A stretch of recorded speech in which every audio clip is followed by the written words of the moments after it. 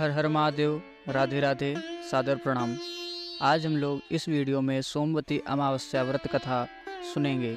अगर आप लोग हमारे इस चैनल पर नए हैं तो कृपया चैनल को सब्सक्राइब करें और बेल आइकन दबाना ना भूलें। तो चलिए कथा शुरू करते हैं। सोमवती अमावस्या व्रत कथा के अनुसार एक गरीब ब्राह्मण परिवार था। उस परिवार में पति, पत्नी एवं उसकी एक पुत्री भी थी। उनकी पुत्री समय के गुजरने के साथ साथ धीरे धीरे बड़ी होने लगी। उस पुत्री में बढ़ती उम्र के साथ सभी स्त्रियोचित सगुणों का विकास हो रहा था। वह कन्या सुंदर, संस्कारवान एवं गुणवान थी, परंतु गरीब होने के कारण उसका विवाह नहीं हो पा रहा था। एक दिन उस ब्राह्मण के घर एक साधु महाराज पधारे। साधु उस कन्या के सेवा भाव से अत्यधिक प्रसन्न हुए।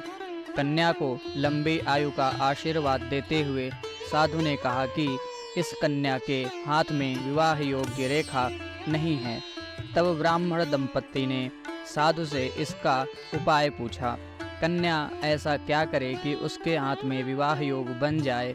साधु महाराज ने कुछ देर विचार करने के पश्चात अपनी अंतर्दृष्टि में ध्यान करके बताया कि कुछ ही दूरी पर एक गांव में सोना नाम की एक धोबिन महिला अपने बेटे और बहू के साथ रहती है, जो बहुत ही आचार विचार एवं संस्कार संपन्न तथा पतिपारायण है।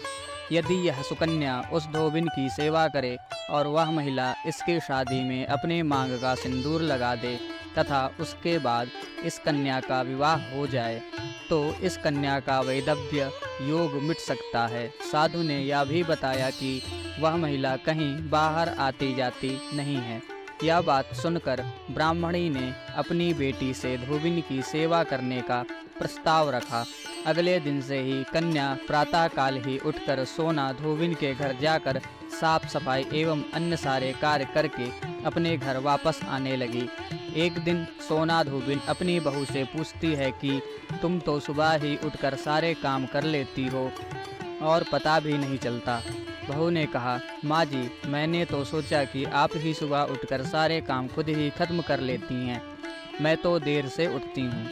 यह सब जानकर दोनों सास बहू घर की निगरानी करने लगी कि कौन है जो सुबह ही घर का सारा काम करके चला जाता है।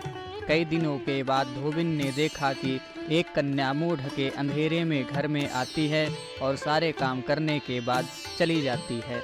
जब वह जाने लगी तो सोना धोबिन उसके पैरों पर गिर पड़ी। पूछने लगी कि आप कौन हैं और इस तरह छुपकर मेरे घर की चाकरी क्यों करती हैं।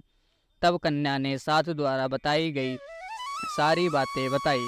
सोना धोबिन पति पारायण थी, अतः उसमें तेज था। वह तैयार हो गई। सोना धोबिन के पति थोड़ा अस्वस्थ थे। उसने अपनी बहू से अपने लौट आने तक घर पर ही रहने को कहा। सोना धोबिन ने जैसे ही अपने मांग का सिंदूर उस कन्या की मांग में लगाया, सोना धोबिन का पति मर गया। उसे इस बात का पता चल गया। वह घर से निराजल ही चली थी। यह सोचकर कि रास्ते में कहीं पीपल का पेड़ मिलेगा तो उसे भंवरी देकर और उसकी परिक्रमा करके ही जल ग्रहण करेगी। उस दिन सोमवती अमावस्या थी। ब्राह्मण के घर मिले हुए पकवान की जगह उसने ईंट के टुकड़ों से 108 भर भंवरी देकर 108 बार पीपल के पेड़ की परिक्रमा की और उसके बाद जल ग्रहण किया। ऐसा करते ही उसके पति के मृत शरीर में वापस जान आ गई। धोबिन का पति फिर से जीवित हो उठा। धन्यवाद। अगर आप लोगों को कथा अच्छी लगी हो तो कृपया चैनल को सब्सक्राइब करें, वीडियो को लाइक करें और ज़्यादा से ज़्यादा शेयर करें। हर हर महादेव।